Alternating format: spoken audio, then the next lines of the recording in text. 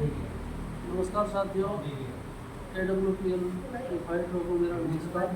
मैं नरेश कुमार पानीपत से। साथियों, इन बहनजियों को मैंने कप डॉग और पंच तुलसी दी थी। बहन जी, क्या नाम आपका? शकुंतला।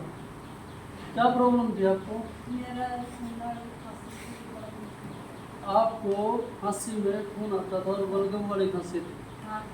और मैंने इनको ये जी कप डॉग और पंच तुलसी दी थी। अब आपको कितना आराम हो रहा है?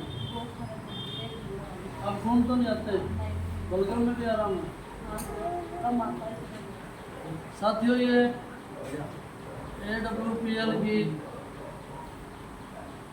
करामात है और ये प्रोडक्ट 100% काम करते हैं। आप दूसरों को क्या सलाह दोगे इनके बारे में?